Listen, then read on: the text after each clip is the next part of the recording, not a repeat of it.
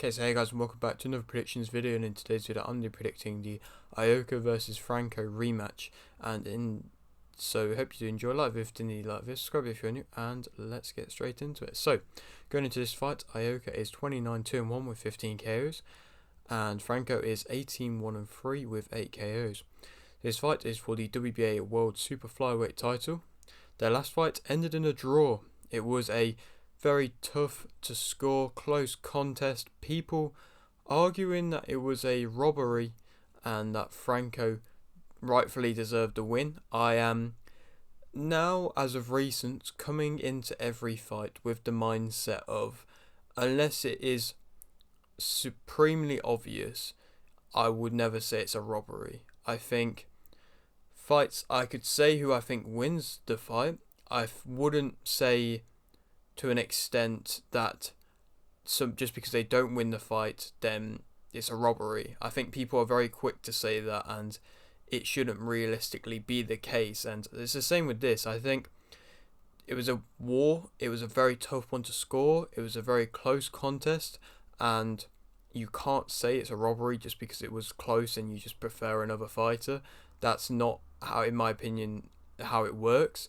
So that's my mindset going into this one as well, that I'm glad to see that they're making the rematch, and it's not been too long in the making, and yeah, like I said, it's good to see this rematch happening, and hopefully it will be a little bit more convincing for any of the doubters for this fight.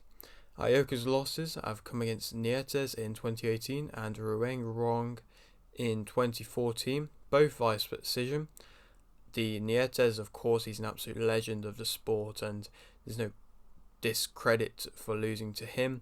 The Ruang was 9 years ago now, so of course something different. And of course, like I said, both split decisions, so any fight he gets in with, if he is going in with these 50-50 fights, then they're always going to be close, and you can guarantee that, and you can guarantee he's always going to put up a good test against these high-level fighters.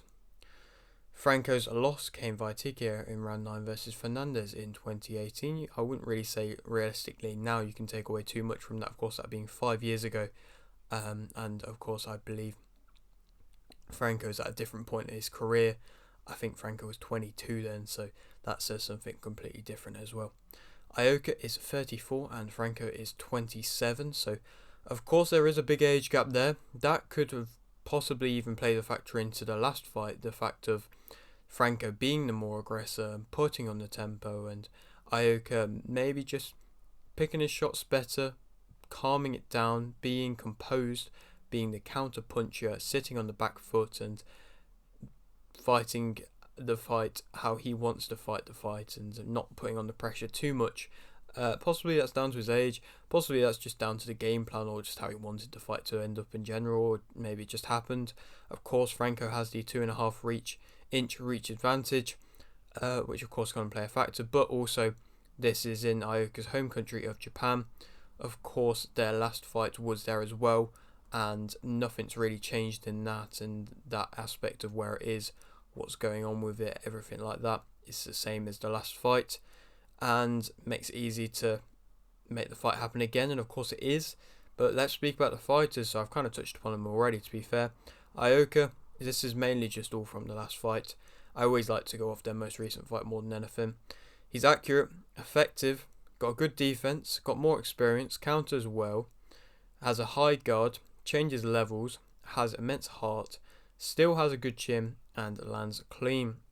Like I mentioned, he wasn't afraid to be on the back foot and be the counter puncher because of his accuracy was and is just so high up there that it doesn't really matter too much if you are taking a lot of blows, because like I say, he's got that high guard, so a lot of them aren't really landing clean, but he's landing his own back and his are landing, and that might sway the judges, the fact that his are landing and Franco's aren't.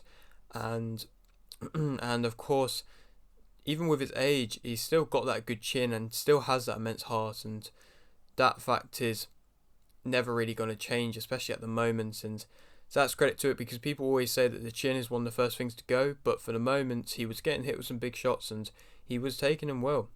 But there's always questions about if he's past his prime, anything like that. I can't really say, to be honest, but we'll definitely find out, I think, in this performance. He struggled to gain power a bit. I'm not sure if that's down to maybe he was a bit scared to commit, maybe he was just not generating that much power, or if Franco, him being the more aggressor and putting on them combinations, were maybe preventing him to be able to load up on them punches a little bit. But either way, I don't think he was really landing with much power. But I suppose when you have the accuracy to an extent, you don't have to have the power too much, because you can land flush and that can catch your opponent off guard, especially when you're countering. He may have been hurt more, in my opinion, than Franco, just because the levels, and he was getting caught with a few shots, not a loads, but a few shots. So I would say he probably hurt more, especially when Franco did go to the body a bit, and I would say he was outworked, and I'm sure he's probably thinking the same thing, to be completely honest. And that's what's going to affect the scorecards, of course. Franco, like I said, he is the more aggressive fighter, has good combinations, high tempo, found success to the body, kept coming forward and non-stop, very well conditioned, and additionally also has a good chin. The way that he did find success to the body is good, but he didn't utilise that as much as he probably could have. I think maybe if he threw to it a little bit more and possibly headhunted a little bit less with his combinations, he possibly could have edged out another round or two, because he was just landing big shots onto the gloves, but he was, like I mentioned, having success to the body, and if he kept going to the body, then, like I mentioned, it could have been a different story. But I'm sure that's going to be something that he's probably going to want to utilise in this second fight as just a way of finding success. He's not as accurate, like I mentioned a few times. He would and did headhunt a little bit. Will have to be very dominant to win, of course, and that's something which a lot of people have also talked about for this fight, and talk about for most fights, to be completely honest. When there's this much of a home advantage, he is going to have to win very dominantly to be able to get the win, and people say that he was robbed because of the fact that Ioka's at home and he is the home fighter. But like I mentioned, if people think he won and then he drew, and people think he won convincingly and then he drew, it shows that he's going to have to really win convincingly to be able to edge the judges and win the fight. But of course Ioka is the favourite, but I think that Franco will win via split decision. I think it's going to be another very close fight, another difficult one to score. I think him just being more active will just rack up a few more rounds, and I think it'll be close, not as close, but I still think, like I mentioned, it's going to be very difficult for Franco to win convincingly. So I think Franco will win via split decision. Then who he goes on to fight, Estrada's another option. He's just kind of finished his whole run with Chocolatito, so not really too sure if what's going on with him, to be completely honest. Ioka again.